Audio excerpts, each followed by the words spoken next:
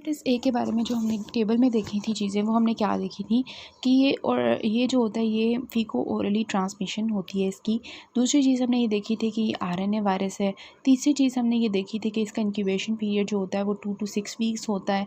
चौथी चीज़ हमने देखी थी कि इसका जो वायरल फैमिली होती है वो पिकोरना वायरस वाली होती है, ठीक है। और इसके अलावा ये कि ये जो है इसके अंदर मतलब ये एक्यूट इन्फेक्शंस कॉज करते हैं, इसकी जो मेन चीज़ होती है। तो hepatitis A virus is a benign self limited infection that does not cause chronic hepatitis, ठीक है। और फिर अगर एक दूसरा हमने देखा था कि रेयरली प्रोड्यूसिव फॉर्मिनेंट हेपेटाइटिस, कि ये होता है कि हेपेटाइटिस ए वायरस हुआ, एक्यूट इन्फेक्शन हुआ, जो हमने पाथवेज पढ़े हैं उसमें आपने देखा था कि acute infection leads to the acute hepatitis and the acute hepatitis leads to recovery और द फॉर्मिनेंट हेपेटाइटिस। तो ये रूट ये वाला फॉलो कर सकता है, ठीक है। तो यहाँ पे वही लिखा हुआ है। फिर उन्होंने इंक्यूबेशन पीरियड उसका बता दिया हुआ जो हमने पढ़ लिया है, ठीक है, 2 to 6 वीक्स होता है, ठीक है। उसके बाद इसमें क्या होता है, पेशेंट को ऑब्वियसली फीको ओरली ट्रांसमिट हो रहा है तो पेशेंट को जो है इस तरह के सिम्टम्स आएंगे ना, मतलब अंदर क्या होगा, उसको फटीक होगी, लॉस ऑफ एपेटाइट होगा, जॉन्डिस हो जाएगा, वही वाले लिवर के सिम्टम्स आएंगे, ठीक है। अब इसके अलावा इन्होंने लिखा हुआ है the receptor for the HAV is HAVCR1। ये रिसेप्टर होता है, यहाँ पे ये आके बाइंड करता है सेल्स के अंदर, फिर उनको दबाव बर्बाद करना शुरू कर देता है लिवर के, ठीक है। और it is spread by the injection of the contaminated water and the food and is shed in the stool for the 2 to 3 weeks before and 1 week after the onset of jaundice. मतलब jaundice जब होगा तो उससे 2 से 3 हफ्ते पहले और 1 हफ्ते बाद, ठीक है, ये जो है हेपेटाइटिस ए वायरस जो होता है ये स्टूल में आता है, ठीक है। ये बात याद रखनी है। इसके अलावा आपने ये बात याद रखनी है कि शुरू में इसके अलावा जो हमारी बॉडी जो होती है वो IgM एंटीबॉडीज़ बनाती है, ठीक है। मतलब जो इसका शुरू वाला इन्फेक्शन होता है, ठीक है, उसमें IgM बनाती है, उसके बाद IgG एंटीबॉडीज़ बनती हैं, ठीक है। IgM जो है वो थोड़ी देर के लिए रहती है, थोड़े से महीनों के लिए, और जो IgG एंटीबॉडी होती है वो परसिस्ट फॉर ईयर्स। अब आप सोचें कि जब हमारी बॉडी के अंदर ये HAV इन्फेक्शन आएगा हेपेटाइटिस ए का, तो जब हमारी बॉडी जो होती है वो जो है ना IgM या IgG एंटीबॉडीज़ बनाना शुरू कर दे, तो वो इस वायरस को किल कर देती है, जिसकी वजह से ये वायरस प्रोग्रेस नहीं करता, एक्यूट इन्फेक्शन इसका रहता है और वो पेशेंट रिकवर कर जाता है, ठीक है। तो ये ग्राफ में इन्होंने 16.8 में इसको बहुत अच्छे तरीके से बताया हुआ है। तो आप देखेंगे सबसे पहले इन्होंने बताया हुआ है 2 to 6 वीक्स इसका इंक्यूबेशन पीरियड है, ठीक है। ये हमारी बॉडी में एंटर हुआ हुआ है और इंक्यूबेशन पीरियड गुजार रहा है सिम्टम्स शो करने से पहले। उसके बाद क्या होता है, ये रेड लाइन से शो किया हुआ है कि पेशेंट के अंदर फिर क्या होता है कि 2 to 6 वीक्स इंक्यूबेशन पीरियड के बाद उसके फीकल मैटर होता है उसमें HAV जो एंटीजन होती है वो डिटेक्ट होती है, ठीक है।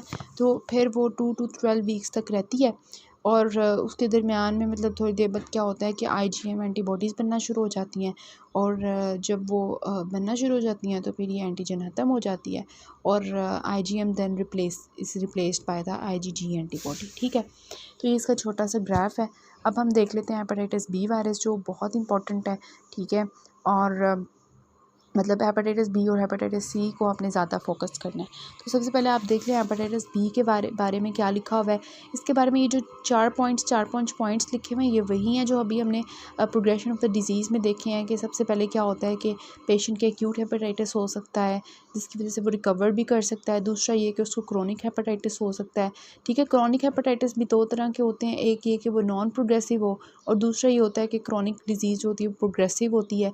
और अगर वो नॉन प्रोग्रेसिव क्रोनिक हेपेटाइटिस होगा तो पेशेंट जो है वो मतलब ऐसे ही रहेगा, मतलब उसको वो कोई फर्दर प्रोग्रेस नहीं करेगा। तो क्रोनिक हेपेटाइटिस जो है वो पेशेंट की डिजीज़ को फैटल नहीं करेगा। लेकिन अगर वो प्रोग्रेस कर जाती है क्रोनिक डिजीज़ तो अल्टीमेटली पेशेंट को सिरोसिस हो जाएगी। और चौथा ये हो सकता है कि परमानेंट हेपेटाइटिस हो सकता है। पांचवा ये हो सकता है कि पेशेंट जो है वो कैरियर स्टेट में रहे, एसिम्प्टोमेटिक कैरियर, ठीक है, एसिम्प्टोमेटिक कैरियर। ये इन्होंने जो है ना 16.9 फिगर में कैरियर वाली स्टेट नहीं बताई हुई, ठीक है। आपने जो है ना ये भी याद रखना है कि ये कैरियर स्टेट में भी, हेल्दी कैरियर स्टेट में भी वायरस जा सकता है, तो उसको आप ऐड कर लें वहाँ पर, ठीक है। तो इस तरह से आपने ना ये जो 4 पॉइंट्स लिखे हुए हैं, इसमें यही बताया हुआ है कि एक्यूट हो सकता है, वही जो हमने डिस्कस किया वही चीज़ें लिखी हुई हैं। उसके बाद में बताया हुआ है कि the mode of transmission of hepatitis B जो वायरस होता है वो क्या होता है, किस तरह से हेपेटाइटिस बी वायरस, मैंने आपको बताया था कि पारेंट्रली होता है। और आपने ये भी बात याद रखनी है कि सबसे ज़्यादा पारेंट्रली जो वायरस इन्फेक्शन होता है वो हेपेटाइटिस बी वायरस का होता है। ठीक है, MCQ में अगर आपके पास आते हैं सारे हेपेटाइटिस वायरसेस और सबसे ज़्यादा पूछा जाए कि पारेंट्रली कौन सा ट्रांसमिशन होती है, किसकी होती है, तो आपने हेपेटाइटिस बी को क्लिक करना है। ठीक है, तो इसमें जो है मोड ऑफ ट्रांसमिशन इसकी क्या होती है कि प्रेगनेंसी के दौरान, चाइल्ड बर्थ के दौरान जो है वो हेपेटाइटिस ये ट्रांसमिशन हो सकती है, अनप्रोटेक्टेड सेक्स की वजह से, IV ड्रग अब्यूज़ की वजह से, ट्रांसफ्यूजन्स में अगर हो उससे जो है ये ट्रांसमिट कर सकता है पारेंट्रली। ठीक है, फिर इंक्यूबेशन पीरियड इन्होंने बताया हुआ है कि इसका इंक्यूबेशन पीरियड जो है वो 2 to 26 वीक्स होता है, तो ये आपको पता है।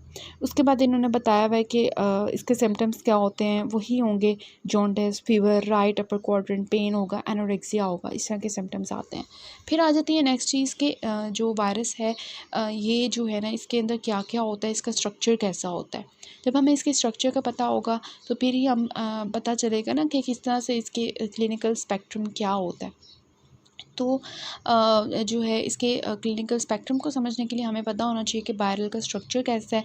तो आपने बात याद रखनी है कि इसके अंदर ना 3 तरह की एंटीजेंस होती हैं। ठीक है, वायरस के अंदर 3 तरह की एंटीजेंस होती हैं। एक सबसे बिल्कुल बाहर जो सरफेस पे होती है उसको हम सरफेस एंटीजन कहते हैं।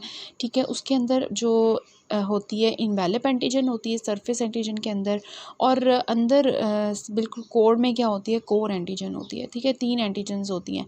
सबसे बाहर क्या होती है, सरफेस एंटीजन, उसके अंदर एनवेलप एंटीजन होती है, और उसके अंदर क्या होती है, कोर एंटीजन होती है। और कोर एंटीजन के अंदर क्या होता है, वायरस का DNA पड़ा होता है। ठीक है, तो ये एक्चुअली इसका स्ट्रक्चर होता है। ठीक है, तो इसको ही समझते हुए हमने इसके ग्राफ को प्लॉट करना होता है। ठीक है, तो ग्राफ को प्लॉट करने के लिए आपके पास जो है 16.10 फिगर है, आपने इसी तरह सेम टू सेम ग्राफ को प्लॉट करना है। इसमें इन्होंने दरअसल 2 ग्राफ्स क्यों बनाए हुए हैं। पहला जो है ना ये ऐसे पेशेंट का स्पेक्ट्रम बताया हुआ है जिसमें क्या होता है कि पेशेंट रिकवर कर जाता है। ठीक है, इंक्यूबेशन पीरियड होता है उसका, एक्यूट डिजीज़ होती है और पेशेंट रिकवर कर जाता है। और दूसरा इन्होंने जो ग्राफ बताया हुआ है बी ग्राफ, उन्होंने दरअसल इसमें ये बताया हुआ है कि वो पेशेंट जिसके अंदर वो बहुत ही जो है ऐसा पेशेंट जो है बहुत अनलकी साबित हुआ कि उसको रिकवरी नहीं मिली बल्कि वो क्रॉनिक में चला गया। तो 2 तरह के इन्होंने ग्राफ्स इसलिए शो किए हुए हैं। पहले में उन्होंने रिकवरी का बताया हुआ है, दूसरे में इन्होंने क्रॉनिक का बताया हुआ है। ठीक है, तो सबसे पहले आप देखें कि जो फर्स्ट ग्राफ है उसमें उन्होंने क्या बताया हुआ है। देखिए, सबसे पहले इंक्यूबेशन पीरियड आपने देखा था कि इसका इंक्यूबेशन पीरियड कितना होता है, 4 to 26 वीक्स या 2 to 26 वीक्स तक।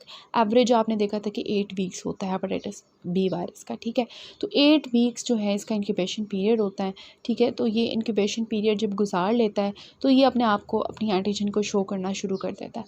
तो सबसे पहले ये जो अपनी एंटीजन एक्सप्रेस करना शुरू करता है बॉडी में, ठीक है, तो वो कौन सी होती है, सरफेस एंटीजन। ठीक है, सरफेस एंटीजन जो होती है वो शो होना शुरू होती है, जो कि आपको इन्होंने डार्क रेड से बताया हुआ है कि ये जो है ना आपके पास क्या हो जाती है, सरफेस एंटीजन शो होना शुरू हो जाती है।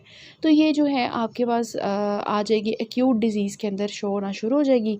ठीक है, और ये रहेगी तकरीबन 20 हफ्ते तक। ठीक है, अगर ये स्टार्ट हुई है, मतलब आपने गैस के साथ याद रखना है कि इंक्यूबेशन पीरियड को आप रख लें 1 मंथ। ठीक है, 1 मंथ का इंक्यूबेशन पीरियड हो गया।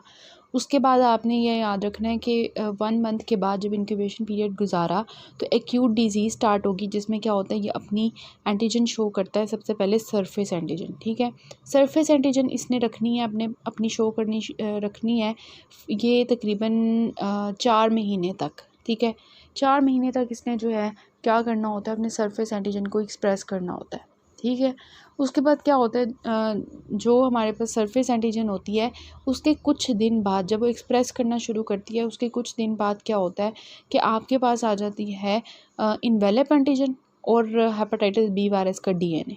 ठीक है, ये तीनों एंटीजन्स जो हैं ये आपके पास शो होंगे। ठीक है, एक आपके पास सरफेस एंटीजन, दूसरी हेपेटाइटिस E जो जो हमारे पास इन्वेलप एंटीजन है वो वाली, और डीएनए एंटीजन, ये तीनों हमारे पास होती हैं एक्यूट इन्फेक्शन में आपको नज़र आती हैं। ठीक है, अब इनमें आपने याद रखना है कि ये 4 महीने तक आपको नज़र आती हैं। ठीक है, और कुछ दिनों बाद क्या होता है कि जब ये एक्सप्रेस करना शुरू करती हैं तो हमारे पास क्या होता है कि आपके पास जो है ना कोर एंटीबॉडी जो होती है ना, आईजीएम कोर एंटीबॉडी, वो शो होती है। अब आप सोचें कि शुरू में आपके पास आईजीएम क्यों शो हो रही है, आईजीजी एंटीबॉडी क्यों नहीं शो हो रही? क्योंकि ये जो है सबसे पहले जब कोई भी डिज़ीज़ होती है प्राइमरी इम्यून रिस्पॉन्स, तो उसमें आईजीएम ही आती है। ठीक है, तो यहाँ पे इन्होंने दिखाया हुआ है कि आईजीएम एंटी एचबीसी जो है वो एक्सप्रेस हो रही है।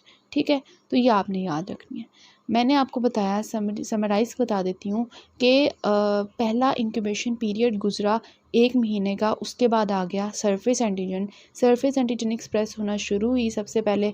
उसके बाद कुछ दिनों बाद एक्सप्रेस होना शुरू हुआ वायरस का इन्वेलप एंटीजन और डीएनए। ठीक है, और उसके 1-2 दिन बाद क्या होगा कि शो होना शुरू हो जाएगी IgM anti HPC core antibody. ठीक है, आईजीएम कोर एंटीबॉडी शुरू हो जाएगी। ठीक है, और अब यहाँ पे आपने याद रखना है कि ये एंटीबॉडी है। ठीक है, कोर के खिलाफ एंटीबॉडी है और बाकी एंटीजेंस हैं। ठीक है, अब आपने ये याद रखना है कि इनका एंड कैसे होगा, एंड कहाँ पे होगा। तो जो हमारे पास होती हैं एंटीजेंस, ठीक है, वो हमारे पास रहती हैं कब तक, 4 महीने तक। ठीक है, और जो हमारे पास कोर एंटीबॉडी होती है वो रहती है कब तक, 6 महीने तक। ठीक है, आईजीएम जो होती है वो 6 महीने तक रहती है। क्यों 6 महीने तक रहती है, आपको बताया था मैंने। एक्यूट इन्फेक्शन जो होता है वो 6 मंथ्स तक रहता है, और क्रोनिक अगर हो जाता है तो वो 6 मंथ से ज़्यादा तक रहता है। इसलिए क्या होता है कि आईजीएम जो होता है वो एक्यूट में शो होती है ना, तो एक्यूट ये हमारे पास रहेगी 6 मंथ्स तक। फिर इन्होंने कुछ आगे एंटीबॉडीज़ बताई हुई हैं कि इन्वेलप एंटीबॉडी भी बन गई। ठीक है, और सरफेस एंटीबॉडी भी आपको दिखाई दे रही है। उसके बाद अगर आप देखें कि ये जो थी, इसमें क्या हो रहा था कि पेशेंट रिकवर कर जाता था। क्यों रिकवर कर जाता था? क्योंकि उसकी इन्वेलप एंटीजन के ख़िलाफ़ भी एंटीबॉडीज़ बन गई हुई हैं और सरफेस के अगेंस्ट भी एंटीबॉडीज़ बन गई हुई हैं। लेकिन दूसरे ग्राफ में देखें तो आप देखेंगे कि उसमें कोई एंटीबॉडीज़ आपको जो है ना एज़ सच नहीं बनी होंगी, जिसकी वजह से क्या होगा, पेशेंट जो है वो क्रोनिक डिज़ीज़ में चला जाएगा। तो आपने ये बात याद रखनी है कि जो हमारे पास होती है ना, अगर आपके पास सरफेस एंटीजन शो हो रही है ना, इसका मतलब पेशेंट जो है उसके अंदर सिम्टोमेटिक डिजीज़ है। अगर आपके पास ई एंटीजन शो हो रही है, इसका मतलब पेशेंट जो है वो ट्रांसमिशन कर सकता है। अगर आपके पास कोर एंटीजन शो हो रही है तो उसका कोई फ़ायदा नहीं है, कोर एंटीजन का कोई फ़ायदा नहीं है। ठीक है, सॉरी, कोर एंटीबॉडी का कोई फ़ायदा नहीं है, क्योंकि उसकी वजह से डिज़ीज़ रुकती नहीं है। ठीक है, सरफेस एंटीजन की वजह से सिम्टोमेटिक डिज़ीज़ आती है। और आपके पास क्या होता है, जो ई एंटीजन होती है उसकी वजह से इन्फेक्टिविटी होती है। अगर इनके खिलाफ एंटीबॉडीज़ नहीं बनती, इन्वेलप एंटीजन के अगेंस्ट एंटीबॉडी नहीं बनती, तो पेशेंट ट्रांसमिशन भी कर सकता है और इन्फेक्टिविटी भी होती है उसको, और सिम्टोमेटिक डिजीज़ भी उसके अंदर होती है अगर इनके अगेंस्ट एंटीबॉडीज़ नहीं बनती। तो आपने समराइज्ड व्यू में याद रखना है, एक्यूट इन्फेक्शन में आपके पास क्या नज़र आता है आपको, कि पहले 1 महीने का इंक्यूबेशन पीरियड गुजर जाता है। उसके 1 महीने बाद क्या होता है कि 4 महीने के अंदर आपके पास जो है क्या शो होती है पेशेंट के अंदर, आपके पास सरफेस एंटीजन, इन्वेलप एंटीजन और डीएनए शो होता है। इसके अलावा जो हमारे पास होता है कोर एंटीबॉडी आईजीएम, वो प्राइमरी इम्यून रिस्पॉन्स में आपके पास पहले 6 महीने तक आपको शो होता है, और 6 महीने के बाद क्या होता है, वो आईजीजी रिप्लेस कर लेता है आईजीएम को। ठीक है, और अगर जो है रिकवरी हो जाए तो उसमें क्या होता है कि आपके पास सरफेस और इन्वेलप एंटीजन के अगेंस्ट जो है एंटीबॉडीज़ बन जाती हैं। लेकिन अगर पेशेंट जो है वो रिकवर नहीं होता तो वो हमारे पास एंटीबॉडीज़ वहीं रहती हैं, और वो पेशेंट जो है वो क्रोनिक डिजीज़ की तरफ चले जाता है, और हमें उसकी सीरम में किसी किस्म की एंटीबॉडीज़ जो होती हैं सरफेस या इन्वेलप एंटीबॉडीज़ नहीं शो होती। फिर कुछ पॉइंट्स डिस्कस कर लेते हैं कि host immune response is the main determinant of the outcome of the infection.